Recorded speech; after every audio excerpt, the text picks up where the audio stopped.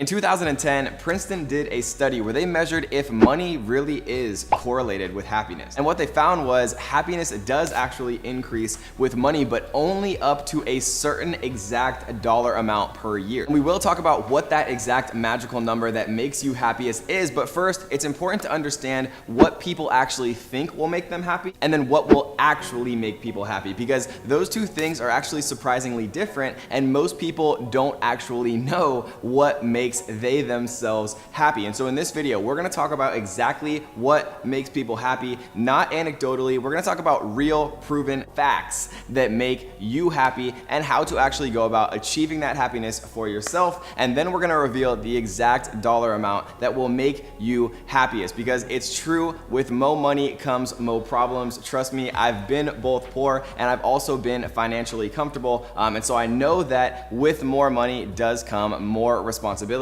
more stress, and more actual obligations that actually take away from your happiness. So we're gonna reveal the perfect amount of money to make per year to make you happiest. Stay tuned.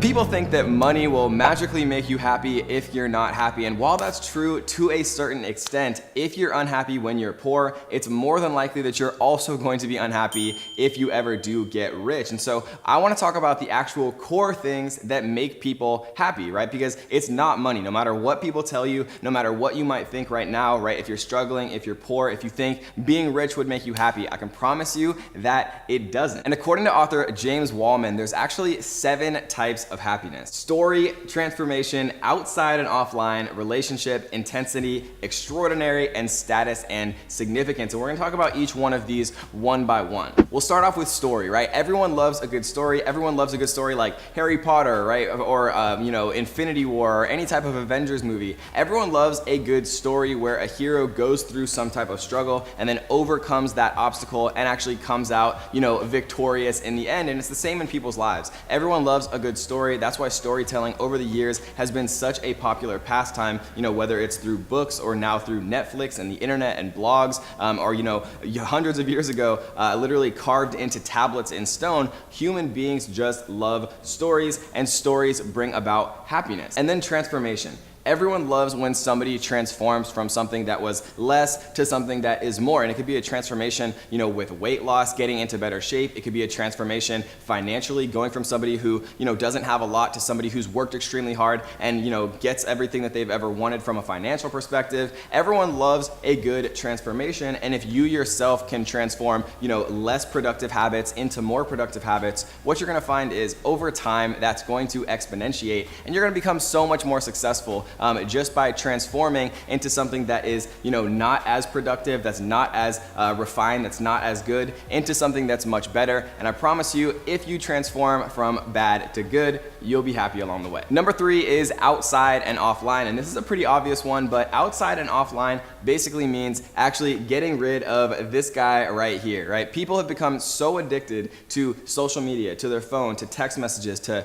Facebook Messenger, to all these different notifications and stimuli that they don't actually take any time to go out and see the world, go out and see nature. When was the last time you went on a hike or you went anywhere without your actual cell phone? And so one of the keys to happiness, according to, our author James Wallman, who's actually, really studied deeply into this topic, one of the best ways is just to go completely offline, right? And that doesn't mean like ignore all of your responsibilities. If you're saying to me, Kevin, I can't go offline, I have work, I have my business, right? So do I, but you can plan ahead and you can actually hire people, to make decisions in your stead. You can prepare to actually go offline, but you have to actually make time to do it, because if you don't, what you'll find is you never actually go offline, because it's so easy to just be constantly connected to this cell phone 24 hours a day that you never actually get any time to experience, your friends and your family, and really, be present in the moment, enjoying, the people right in front of you rather than, what's on Instagram. Number 4 is an obvious one, which is relationships, right? We're not going to talk too deeply about this, but human beings are social animals, and one of the best ways ways to actually become happier as a person is to have a relationship, with your friends, with your family, or to have a relationship, with a loved one, with a significant other, whether it's your boyfriend, your girlfriend, your husband, your wife, whatever the case may be. Relationships are one of the keys to happiness, right? There's sayings, there's all types of different sayings and idioms that have been made over the years. That it's better to have loved and lost than to never have loved at all, right? And you could probably make an argument against that if you've ever been through a really bad breakup, but I agree with that statement that relationships and really forming true relationships with your friends, with your family, with loved ones, with your significant other is probably the truest and best way to actually find real fulfillment and real happiness in the world. Number 5 is intensity, right? And what intensity to me means is really going all out on your goals. Like my personal experience with my business and with the things that I've been wanting to do as a person, as an entrepreneur, I always go full intensity. Like I don't tiptoe into things. Like when I started Amazon, I went all in on Amazon. I put every single dollar I had and thousands of dollars that I didn't have that I was literally putting on 0% APR credit cards. When I started YouTube, right, I went all in. Even though it wasn't necessarily working right away, I still went all in. And so really being intense about what you do, whether it's a diet, whether it's lifting weights, working out, running, your business, relationships, whatever it is, intensity really has a way of making you happy because you know that you left it all on the table. Whether you're playing a sport or you're trying to build a business, or you're trying to find a girlfriend or whatever the case may be, if you really go all out and put 100% of yourself and your energy and you know for sure that you gave it your all, right, that's going to make you happier in the end because you leave it all on the table, and when you do that, you know there's nothing that you could have done differently. Number 6 is extraordinary, right? And extraordinary is a good one to me because everybody likes to be extraordinary. Nobody likes to be average. Nobody likes to be ordinary. And so if you can be extraordinary, even if it's at something that you love to do, right? It could be Dungeons and Dragons. It doesn't matter what it is. If you're extraordinary at something, that gives you a feeling of importance, right? It makes you feel like you're not average, that you're not part of the status quo, that you're not run of the mill,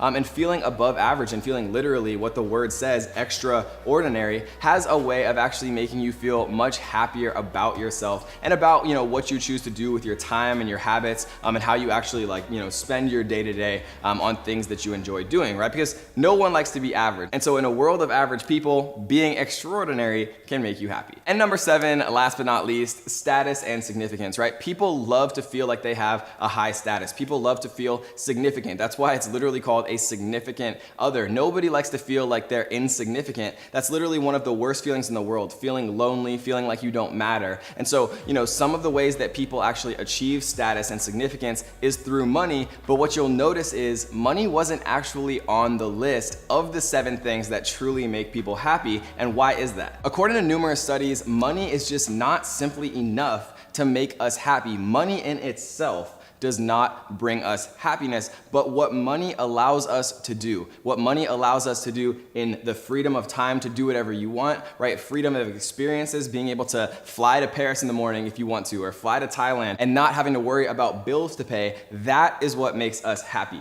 right? Money itself is actually very boring, but what money allows us to do as human beings and the freedom that it grants us as people to do whatever we want and not have to worry about, where we're going to sleep that night or what we're going to eat the next day. That is what makes us happy, not money itself. And at the end of the day, what actually does make us happy if it's not money, right? And the answer is experiences. Experiences with people that you have real relationships with, whether it's your friends, your family, loved ones, your significant other. That is what makes us happy. And to reveal the answer to the actual question that we talked about at the beginning of this video, according to Princeton University, the magic number where if you go higher than that, you don't get any more additional happiness is $75,000 per year. If you make $76,000 per year, you're not gonna get any happier. You're actually going to get sadder, right? Because even though you have slightly more money, that probably means on average that you have more responsibility, more obligations, and more stress in your life. So if you're worried and you wanna become the next billionaire, maybe take a second to actually sit back and think about whether or not that's actually going to make you happy, because on average,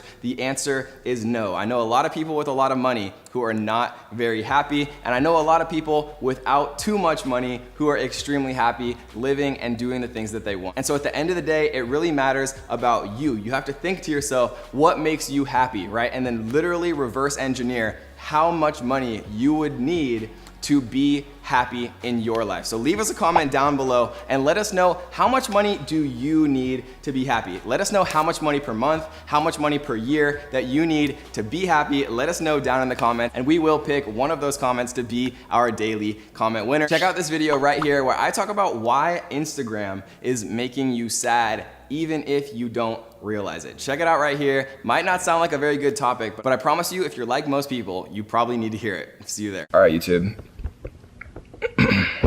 I have a confession to make.